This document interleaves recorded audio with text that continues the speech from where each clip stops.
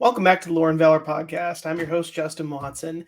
It's been kind of a long hiatus since I was actually recording. Sorry, day job got very busy. As you can see, we're kind of moving things around here in the office. Sorry for the clutter. Michelle's going to kill me if she watches this video. Fortunately, she doesn't like to watch these, so hopefully she won't see it. But yeah, things have been great. I've just been very busy. I have a lot of my awesome co-contributors. But I wanted to get back with a quick channel update, talk about what's going on, talk about where the channel's heading, talk about the writing front, maybe what I've been reading lately. So we'll go kind of in reverse order. So I finished the novel Dorsi and the Childa Cycle novel by Gordon R. Dickson. They're classic sci-fi novels from the 70s and 80s. I think they may have actually started in the 60s. I'd have to look that up. But it's a really interesting and kind of underlooked sci-fi epic series. You know, most people in the fandom, general sci-fi book fandom, you know, obviously there's a lot of folks who love Star Wars or love Star Trek, but don't spend a lot of time with sci-fi novels. But for those who do, you know, Dune is very popular, the Star Wars tie-in novels and the Star Trek tie-in novels.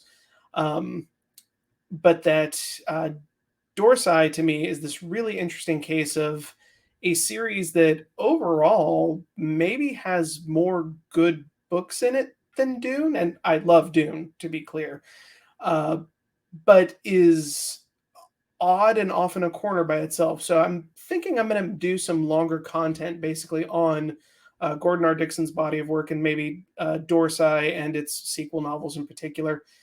Real briefly, Dorsi is kind of it's mid-future sci-fi, so you have interstellar travel, but there's still clear cultural memory of Earth. It's not like Dune, where the year is 10,191 and the Padishah Emperor rules the known universe, and it turns out that 10,191 isn't even on the Gregorian calendar. That's 10,000 years after the Gregorian calendar ended in Dune's case. Dorsi is much more flows from our timeline forward. And in point of fact, Dickson makes a lot of references to mercenaries in Renaissance Italy. For instance, John Hawkwood, the condottieri of that era, and the Dorsi, the eponymous Dorsi that the books are named after, are a planet full of elite mercenary officers that fight in interstellar wars for various factions while trying to keep a moral center. It's a really interesting book series, and I think it's worth talking about. So I may try to put together more long-form video essay content on that. If y'all would be interested in that, let me know in the comments below. As far as the series we've been doing, we're still on track for all of that. Like I said, we had a break in recording, but we're going to continue. Kacey, Brian, Joelle, and I will continue to talk Arcane until we're through. Mike, Sam, and I are going to finish Mike, Sam, and I. Sorry, I talk a little fast when I'm not scripted. So Mike, Massa, Sam Platizky, and I will finish off Terminalist, and we're talking about maybe doing Sandman as a review, and I know that's gotten positive to mixed reviews, so I'll be interested to dive into that one. And Monalisa and I will continue with Shadow and Bone. As we start to wrap up the content that's based on streaming that we've been talking about, we're going to start embracing, obviously, other streaming shows as well, but we're starting to look into books too. Obviously, I'm going to give my friends a chance to talk about their work and the books they have coming out, and there's quite a few coming out in the next little bit.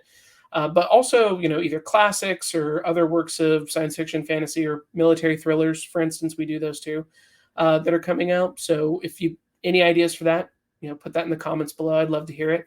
I may put a poll out on Facebook as well. So if you want to comment there, feel free. I've been extracting shorter clips because we tend to record in hour-long chunks very often. So I've been trying to give people an easier onboard if you don't want to trust this random bearded idiot with an hour of your time. I've been trying to give people 5 to 10 minute clips so they can kind of dip their toe in, see if they're enjoying the conversation, and come join us.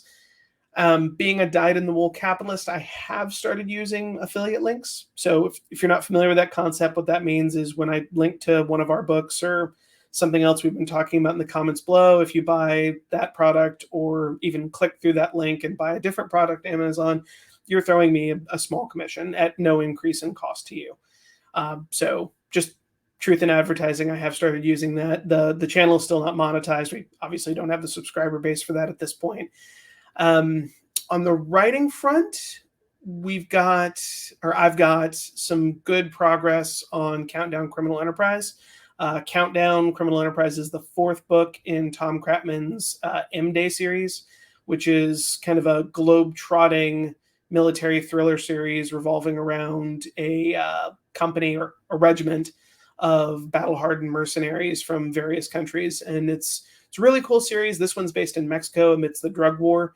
It's a pretty wild ride with an interesting premise. So I've been spending a lot of time making sure that as much as the premise is kind of crazy, I don't want to spoil too much about it, I've been trying to ground it very well in military reality. So I spent last night, about half the night was actually putting words on paper, and the other half was figuring out how many mortars and mortar rounds you can hide in the back of a Toyota Hilux while still having a layer of sacks of rice and other stuff above it to, get past checkpoints. So that's the kind of fun exercise you end up doing when you're writing with someone as committed to realism as Tom Kratman.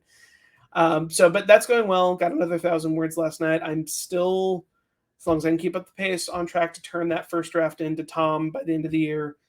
He'll add his parts, edit my parts to make sure they're seamless. And hopefully we'll have that into Bane early next year, I hope. After that is Romanov Rescue 2, The Commie Killing Boogaloo. Oh, actually, hold on before I get into that. The paperback for Romanov Rescue is actually available for pre-order now. If you get on Amazon and take a look at that, it's there. I'll have a link in the liner notes below.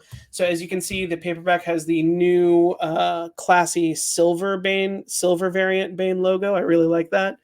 I may do a contest too. I got to talk to Tom and Kacey about this, but maybe I'll throw in a contest for anyone who promotes the channel and get a chance to win a signed copy. I have a couple of hardbacks lying around too, so maybe we put those up as well. But I'm really excited about it. It's a beautiful cover. I love the airship on the front of that one, and it's been fun working with Tom and Kacey on this one, so that's going to be great. Looking forward to the sequel as well, where we get into the depths of the Russian Civil War. If you're not familiar with Romanov Rescue, I've talked about it a few times, but we posit, it's an alternate history novel wherein we posit what would have happened had the Germans realized their horrible mistake in turning Lenin loose on Russia and then allowed and supported a rescue attempt on the Romanov imperial family. And if that could have provided some unity to the White Russian faction, and how that might have played out. So we're having a lot of fun with it. We're doing a lot of research on it. I was a history major in college, so it's not that onerous to me, even though it is a lot of hours spent reading various history texts. So yeah, excited about that. So Countdown Criminal Enterprise, hopefully done by the end of the year. Romanov Rescue 2, actual title redacted because we're still workshopping it. Should be next in the hopper. And then after that, I want to get back to my solo military fantasy novel, Gods and Men Alike. I'm really excited about that one. I have a first draft complete, but I completed that draft before I went through a lot of hardcore editing with folks like Tom at Bane and a lot of other writing in the meantime that's, I hope, made me a better writer. So I still need to polish that book off a lot before it's ready for prime time, but I hope to be pushing that soon. There's some other stuff on the horizon I can't really talk about yet. Some of it I'm very excited about. Some of it is tied into some stuff that I've maybe admired since I was a kiddo, but that's all I can say. None of that is done yet, so I can't give you any more detail than that. Beyond that, yeah, I think that's pretty much it. So finished Dorsi, finished Childa Cycle, got a chance to I'm still in the middle of the advanced reader copy of Joelle's novel, The Dabare Snake Launcher. It's really good so far. If you are a Niven, Pornell, Heinlein fan, I think you'll love it. I think it's the closest thing we've gotten to that kind of classic hard science fiction, genuinely feasible musings about the future in the modern era that I've read in a while. Admittedly, I haven't read everything in the field. So if you've published a novel that's in that venue and you think you did a good job, please don't take that as an insult. It's the best hard sci-fi I've read in a great long time. And no, that's not entirely or even partially because Joelle is a friend. I'm really enjoying the book. Can't wait to finish it and actually put a review out there for there. Stumbled over my words again. Sorry. Put a review out for that book. Yeah, no, things are going real good. Hope to be recording on a more regular schedule, and I'll be getting those clips out, so they're shorter content. Please hit us with a like and subscribe if you're enjoying the channel. And if there's a book or a series that you'd really like to see me and the team cover, please put that in the comments below. Don't forget to like and subscribe, hit the bell. I hope to see you next time. Oh, links to my work and my friend's work will be in the liner notes below. Hope to see you next time, and until then, keep up the fire.